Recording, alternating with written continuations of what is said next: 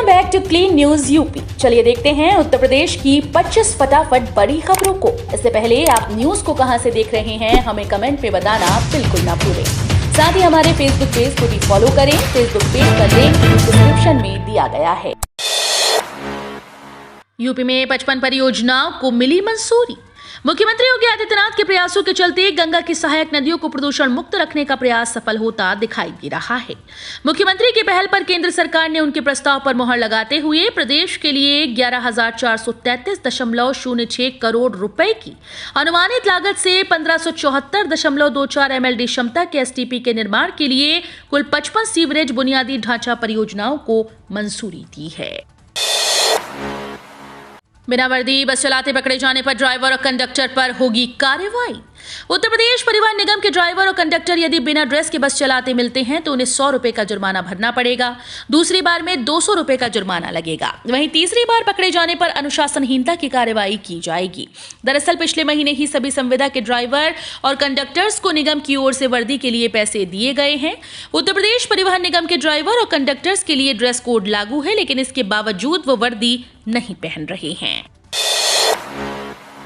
अब देहात क्षेत्र में लगेंगे उद्योग, बनेंगे क्लस्टर। यूपी के मेरठ में इस जगह होंगे स्थापित। मेरठ विकास प्राधिकरण का विकास शुल्क अधिक होने के कारण अब उद्योगों की स्थापना और नए क्लस्टर शहर सीमा के बाहर खिसकने लगे हैं। जिला पंचायत और गांव पंचायत की भूमि पर नए उद्योगों और क्लस्टर स्थापना के साथ औद्योगिक विकास का रुका पहिया अब पटरी पर आ जाएगा। परिवार में कमाऊ की सदस्य की मौत होने पर राज्य सरकार की तरफ से मिलेगी आर्थिक सहायता। उत्तर प्रदेश में राज्य सरकार द्वारा गरीब परिवारों की मदद के लिए कई तरह की योजनाएं चलाई जाती हैं। इन्हीं योजनाओं में से एक है यूपी राष्ट्रीय पारिवारिक लाभ योजना। इस योजना के तहत योगी सरकार आर्थिक रूप से कमजोर परिवारों को आर्थिक सहायता देती है। यदि किसी परिवार में कमाऊ सदस्य की मौत होती है तो उसे 30,000 रुपए की आर्थिक सहायता दी जाती है। ये नेशनल फैमिली बेनिफिट योजना के तहत आता है। स्कूल में शिक्षकों के 63,000 से अधिक पद खाली। ऐसे समय में जबकि लाखों प्रशिक्षित बेरोजगार नौकरी के लिए सड़कों की ठोकरें खा रहे हैं, वहीं दूसरी ओर सरकार शिक्षक साथी के रूप में सेवानिवृत्त हो चुके स्वयंसेवी लोगों को खोज रही है। परिषदीय प्राथमिक और उच्च प्राथमिक स्कूल्स में पिछली बार लगभग 4 साल पहले 5 दिसंबर 2018 को 69,000 सहायक अध्यापकों की भर्ती के लिए शासनादेश जारी हुआ था। उसके बाद से बेरोजगार अभ्यर्थी लगातार शिक्षक भर्ती शुरू करने की मांग कर रही हैं। इंतजार खत्म। यूपी में 1 नवंबर से धान खरीद शुरू होगी। करा लें रजिस्ट्रेशन। खरीफ फसलों की सरकारी खरीद सीजन की शुरुआत की उल्टी गिनती शुरू हो गई है। खरीद 1 नवंबर से शुरू की जाएगी, जिसके तहत मुख्य फसल के रूप में धान और अन्य खरीफ फसल के रूप में मक्के की खरीद की जानी है। धान किसानों ने विभागीय वेबसाइट पर बिक्री करने के लिए पंजीकरण कराना भले ही तेज कर रखा है, मगर मक्का बेचने के लिए किसानों का संतोषजनक पंजीकरण नहीं हो पाया है। मैक्सिको व थाईलैंड भी बनेंगे यूपी ग्लोबल इन्वेस्टर्स समिट में पार्टनर कंट्री। उत्तर प्रदेश की अर्थव्यवस्था को सुपर बूस्ट करने और राज्य में रोजगार के बड़े अवसरों का सृजन करने के लिए योगी सरकार अगले साल 10 से 12 फरवरी तक यूपी ग्लोबल इन्वेस्टर्स समिट का आयोजन करने जा रही है। मुख्यमंत्री योगी आदित्यनाथ ने इसके जरिए प्रदेश में 10 लाख करोड़ रुपए के निवेश का लक्ष्य तय कर रखा है। यूपी ग्लोबल इन्वेस्टर्स समिट के लिए सरकार की ओर से 19 देशों को पार्टनर कंट्री के तौर पर जोड़ने का लक्ष्य है। अवकाश के दिनों में भी आवेदन, प्रयागराज में भी जमा होंगे फॉर्म। उत्तर प्रदेश पुलिस में कुशल खिलाड़ी भर्ती अभियान के तहत आवेदन की अंतिम तिथि नजदीक आने के साथ ही भर्ती बोर्ड सुविधा बढ़ाता जा रहा है। ऑनलाइन फॉर्म में माध्यम से आवेदन करने वाले अब आज शनिवार और रविवार को भी फॉर्म भर सकेंगे। इतना ही नहीं, लखनऊ और गाजियाबाद के बाद अब प्रयागराज पुलिस लाइंस में भी ऑफलाइन माध्यम से आवेदन करने वालों के फॉर्म जमा होंगे और अवकाश के दिन में भी आवेदन कर सकते हैं। अब तकनीकी शिक्षा से लैस होंगे अमेठी के सभी कंपोजिट विद्यालय। अब परिषदीय विद्यालयों के बच्चों को तकनीकी शिक्षा में कॉन्वेंट को मात देने के लिए विशेष पहल की गई। इसे प्रभावी बनाने के लिए स्कूल्स में टैबलेट स्थापित किया जाएगा, जिसके माध्यम से बच्चों को ज्ञान के क्षेत्र में निपुण किया जाएगा। एक टैबलेट में 50 टैबलेट होंगे, जिसे इंटरनेट की सुविधा से लैस किया जाएगा। अगले साल नए सत्र से बच्चों को इसका लाभ मिलेगा। शिक्षा महकमे ने शासनादेश के बाद विद्यालयों के चयन की प्रक्रिया शुरू कर दी है। मानक और शर्त पूरा करने वाले विद्यालय ही टैब लैब प्रयोगशाला के रूप में विकसित होंगे। ब्लॉक में 133 प्राथमिक, 46 उच्च प्राथमिक विद्यालय संचालित हैं। यूपी में ग्रामीण क्षेत्र के परिषदीय स्कूल्स के शिक्षकों का नगर क्षेत्र के स्कूल्स में होगा तबादला। उत्तर प्रदेश सरकार बेसिक शिक्षा परिषद के प्राइमरी और जूनियर हाई स्कूल के शिक्षा के स्तर को ऊपर लाने के क्रम में लगातार बड़े प्रयोग कर रही है। इसी क्रम में प्रदेश सरकार ने अब ग्रामीण क्षेत्रों के परिषदीय स्कूल्स में पढ़ा रहे सहायक अध्यापकों का नगर क्षेत्र के स्कूल्स में तबादला करने का फैसला किया। महानिदेशक स्कूल शिक्षा विजय किरण आनंद की ओर से इसका आदेश भी जारी कर दिया गया। यूपी के शहर में अब लें 10 किलो गैस का फाइबर सिलेंडर। मेरठ शहर में अब लोगों को 10 किलो का रसोई गैस सिलेंडर मिल सकेगा। इस सिलेंडर का वजन महज 5 किलो 900 ग्राम है, जबकि भरे हुए गैस सिलेंडर का वजन 15 किलो 900 ग्राम होगा। इंडेन की ओर से इसकी शुरुआत कर दी गई। इसे लाना और ले जाना भी आसान होगा। आसानी से गृहिणी भी इसे लगा सकेंगी। 3350 रुपए देना होगा। सिक्योरिटी शारदा रोड स्थित ओबराय गैस एजेंसी के राजू ने बताया कि 10 किलो का फाइबर का गैस सिलेंडर अभी इंडेन की कुछ एक एजेंसीज पर ही आया है। उन्होंने बताया कि 3350 रुपए इसकी सिक्योरिटी है और 250 रुपए रेगुलेटर चार्ज हैं। 25 साल बाद फिर से जिंदा हो गए किसान। लखनऊ जीएम के आदेश से जागी आस। लखनऊ में मलिहाबाद के सिंधरवा का एक किसान 2.5 दशक से अपने को जीवित साबित करने के लिए संघर्ष कर रहा है। माता पिता की मौत के बाद किसान गुजरात चला गया। लौटा तो पता चला कि उसकी 10 बीघे की जमीन बेनामा कर दी गई। किसान के स्थान पर किसी दूसरे व्यक्ति को खड़ा कर रजिस्ट्री की गई। गुजरात से लौटने के बाद जमीन पर कब्जा और बेनामी की जानकारी हुई तो किसान तहसील कलेक्ट्रेट के चक्कर लगा रहा है। पिछले दिनों जनता दर्शन के दौरान शिकायत मिली तो डीएम ने एसडीएम मलिहाबाद को मुकदमा दर्ज कर निस्तारित करने के आदेश दिए। गोरखपुर के 2 घाटों पर इस बार नहीं होगा छठ पूजन। नगर आयुक्त ने बताई वजह।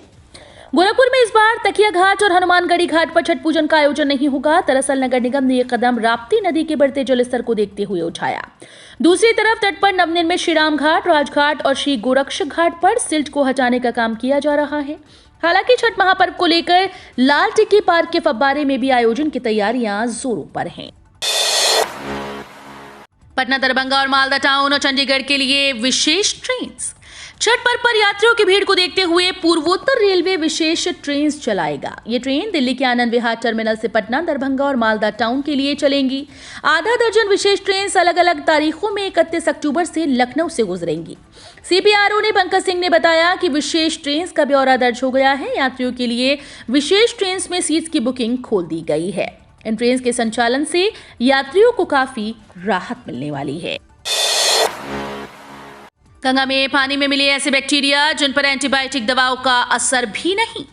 गंगा में कुछ ऐसे बैक्टीरिया मिले हैं जिन पर एंटीबायोटिक दवाओं का असर भी नहीं पड़ रहा। ये अहम जानकारी इलाहाबाद विश्वविद्यालय के पर्यावरण विज्ञान केंद्र की तरफ से किए गए शोध में सामने आई। शोध के दौरान ऐसे स्थानों से नमूने लिए गए जहां नाले या सीवेज का पानी गंगा में मिलता है। इनमें एक स्थान प्रयागराज का रसूलाबाद घाट भी है। नाले या सीवेज से गिरने वाला गंदगी के साथ आसपास गंगा जल के नमूने भी लिए गए। इन रेलवे स्टेशन पर प्लेटफॉर्म टिकट के नहीं बढ़ेंगे दाम। पूर्वोत्तर रेलवे लखनऊ मंडल के स्टेशन के प्लेटफॉर्म टिकट की दरों में कोई बदलाव नहीं किया गया। ऐसे में लखनऊ जंक्शन स्टेशन के प्लेटफॉर्म टिकट पूर्व की भांति 10 रुपए प्रति व्यक्ति लिया जाएगा। ये जानकारी देते हुए पूर्वोत्तर रेलवे के पीआरओ महेश गुप्ता ने बताया कि उत्तर रेलवे ने प्लेटफॉर्म टिकट की दरों में बढ़ोतरी करने का फैसला लिया है। अयोध्या राम मंदिर को मजबूत और भूकंप प्रूफ बनाने के लिए लगाए जाएंगे खास पत्थर।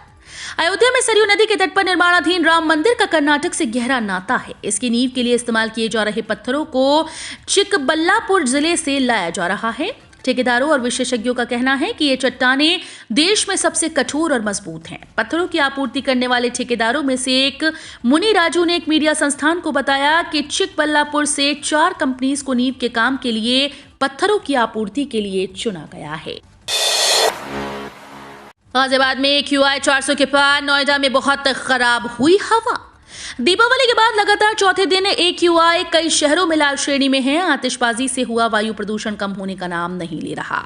वायु प्रदूषण के साथ अब वातावरण में धुंध भी छाने लगी है। शुक्रवार सुबह शहर व आउटर में कोहरे की चादर की तरह धुंध छाई रही, तो वहीं शाम को भी कुछ शहरों में ऐसा नजारा देखने को मिला। लखनऊ में PM 2.5 की मात्रा 224 माइक्रोग्राम घन मीटर रिकॉर्ड की गई। छोटी दिवाली, बड़ी दिवाली, गोवर्धन व भाई दूज पर लोगों ने जमकर आतिशबाजी की, जिससे शहर की आबोहवा दूषित हो गई। कर्मचारियों के लिए गुड न्यूज, खाते में आएंगे 7,000 से 9,000 रुपए। रक्षा मंत्रालय के लाखों सिविल कर्मचारियों के लिए खुशखबरी है। मंत्रालय ने दिवाली बाद प्रोडक्टिविटी लिंक्ड बोनस का तोहफा दिया। इसका लाभ करीब 4 लाख कर्मचारियों को मिलेगा और खाते में 7 से 9 हजार तक की राशि बढ़कर मिलेगी। इस संबंध में आदेश जारी हो गए हैं। इसके तहत navy, air force, EME, AOC, DGQA, directorate of ordnance और ऑर्डिनेंस फैक्ट्री अस्पताल के कर्मियों को अभी प्रोडक्टिविटी लिंक्ड बोनस का फायदा मिलेगा। बोनस मिलने से रक्षा क्षेत्र के सिविल कर्मियों को 7,000 रुपए से 9,000 रुपए तक का आर्थिक लाभ होगा। पूजा पाठ, भजन कीर्तन की अनुमति पर आपत्ति के लिए मुस्लिम पक्ष को 24 घंटे का समय। वाराणसी में ज्ञानवापी के अभिमुक्तेश्वर भगवान की ओर से पूजा पाठ, भजन कीर्तन की अनुमति के लिए दाखिल अर्जी पर मुस्लिम पक्ष को आपत्ति दाखिल करने के लिए 24 घंटे का समय अदालत ने दिया। शुक्रवार को सिविल जज fast track court Mahendra Kumar Pandey की अदालत में मामले की सुनवाई हुई। अभिमुक्तेश्वर भगवान की ओर से दाखिल अर्जी पर मुस्लिम पक्ष की ओर से वाद पत्र की प्रतिलिपि उपलब्ध न कराने का मामला रखा गया। यूपी के जिले में संक्रामक का कहर तेज, 104 एक्टिव मरीज, 2 की मौत। अंबेडकर नगर जिले में संक्रामक रोगों का कहर तेज हो गया। संक्रामक रोगियों का शतक लग गया, संख्या 104 पर पहुंच गई। बीते सितंबर माह में जिले में डेंगू से 1 की और एक्यू इंसेफेलाइटिस सिंड्रोम यानी AES से 2 की मौत हो चुकी है। दिवाली के मौके पर बीते 3 दिनों में जिले में 17 डेंगू के नए रोगी मिले। मौके पर 98 डेंगू की, 1 मलेरिया के, 5 एक्यू इंसेफेलाइटिस सिंड्रोम समेत कुल 104 संक्रामक रोगी पाए गए। यूपी के 2 रेलवे स्टेशन पर नहीं मिलेगा शुद्ध पानी। Varanasi canto Banas railway station पर वाटर वेंडिंग मशीनों का संचालन करने वाली नई दिल्ली की एजेंसी से रेलवे का कॉन्ट्रैक्ट खत्म हो गया। इसके बाद एजेंसी ने अपनी मशीनें समेट ली। यात्री शुद्ध पानी के लिए परेशान हो रहे हैं। वे बूथ्स से पानी भरने को विवश हैं। कैंट स्टेशन के प्लेटफॉर्म संख्या 1, 4 व 5, 6 व 7, 8 व 9 पर 2 वाटर वेंडिंग मशीन लगाई गई थी। प्लेटफॉर्म 2 व 3 पर यह व्यवस्था नहीं थी। बीमार अस्पतालों का इलाज करने को एक्शन में योगी सरकार। उप मुख्यमंत्री ब्रजेश पाठक ने सभी जिलों के मुख्य चिकित्सा अधिकारियों को निर्देश दिए कि प्रतिदिन जिले में कम से कम 4 से 5 स्वास्थ्य केंद्रों का स्थलीय निरीक्षण करें। निरीक्षण के दौरान संबंधित CHC और PHC आयुष्मान वेलनेस सेंटर की व्यवस्थाओं को और अधिक सुदृढ़ करने के लिए प्रयास किया जाए। कमियों को तत्काल दूर किया जाए ताकि मरीजों को बेहतर स्वास्थ्य सुविधाएं मिल सकें। कमजोर छात्रों के लिए यूपी बोर्ड की खास पहल। यूपी बोर्ड ने कमजोर छात्रों को पढ़ाने के लिए खास पहल की है। अब उपचारात्मक शिक्षा दी जाएगी। कक्षा 9 से 12 के कमजोर छात्रों की सूची तैयार कर विशेष पाठ्यक्रम की तैयारी की जा रही है। कमजोर छात्रों अतिरिक्त कक्षाओं के माध्यम से मेधावी बनाया जाएगा। जानकारी के मुताबिक जिले के 23 राजकीय स्कूल में 8,000 से अधिक कमजोर छात्र चिन्हित किए गए। यूपी बोर्ड में छात्रों के कम अंक को देखते हुए सरकार ने ये योजना बनाई है ताकि उन्हें टॉपर्स की श्रेणी में लाया जा सके। रोडवेज की नई BS6 बसों में तेल की 2 टंकियां। यूपी रोडवेज के बेड़े में शामिल होने वाली BS6 मॉडल की बसें बेहद सुविधाजनक हैं। साथ ही डीजल चालित इन बसों से निकलने वाली जहरीली gas nitrogen, carbon dioxide, sulphur का उत्सर्जन खत्म कर देगा। मतलब ये हुआ कि इन बसों से वायुमंडल में प्रदूषण नहीं फैलेगा। इन बसों में एक नहीं अब 2 टैंक होंगे। एक में ईंधन यानी कि डीजल और दूसरे में डीजल एग्जॉस्ट फ्यूल होगा। तो ये थी आज की 25 फटाफट बड़ी खबरें। अगर आपको न्यूज पसंद आई हो तो वीडियो को लाइक और शेयर जरूर करें। धन्यवाद।